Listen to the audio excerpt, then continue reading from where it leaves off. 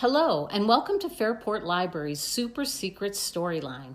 I'm Mrs. J, and I'll be sharing with you the book, What? Cried Granny, an Almost Bedtime Story, written by Kate Lum, with pictures by Adrian Johnson. Once upon a time, there was a boy named Patrick who was having his first sleepover at his granny's house.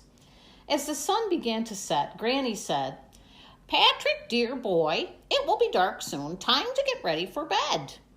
"But, Granny," said Patrick, "I don't have a bed here." "What?" cried Granny. She ran out to her yard where some tall trees were growing and chopped one down. She carried it to her workroom, opened her toolbox, and made Patrick a fine bed. Then she painted it a restful shade of blue, put a comfy red mattress on it, and took it to the bedroom. "There you are, dear boy," said Granny. "Now climb into bed, lay your head on the pillow, and sail off to dreamland." "But, Granny," said Patrick, "I don't have a pillow here." "What?" cried Granny. She ran out to her hen house, woke up the chickens, and collected a big batch of feathers. She took them to her sewing room where she made a bag out of cloth. Then she stuffed it with the feathers, sewed it up neatly, and gave it to Patrick. "There you are, dear boy," said Granny. "Now climb into bed and lay your head on the pillow, tuck the blanket under your chin, and I'll kiss you good night."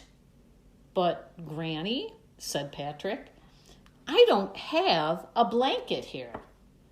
"What?" cried Granny. She ran outside and headed for the hills where a flock of fat sheep were snoozing. She sheared off some of their wool and ran right back home. She took the wool to her basement, spun it into yarn, knitted a fuzzy, warm blanket, and dyed it the prettiest shade of twilight purple. When it was dry, she carried it upstairs and spread it on the bed. "Now, dear boy," said Granny, "climb into bed and lay your head on the pillow, tuck the blanket under your chin, give your teddy bear a hug, and turn out the light." "But, Granny," said Patrick, "I don't have a teddy bear here." "What?" cried Granny. She grabbed her emergency sewing kit, tore down the living room curtains, cut, sewed, stuffed, added button eyes and a red ribbon, and made a teddy bear for Patrick. "Now, Patrick," cried Granny, "climb into bed, lay your head on the pillow, tuck the blanket under your chin, give your teddy bear a hug, and go to sleep." "But, Granny," said Patrick, "it's morning." "What?" cried Granny. The end.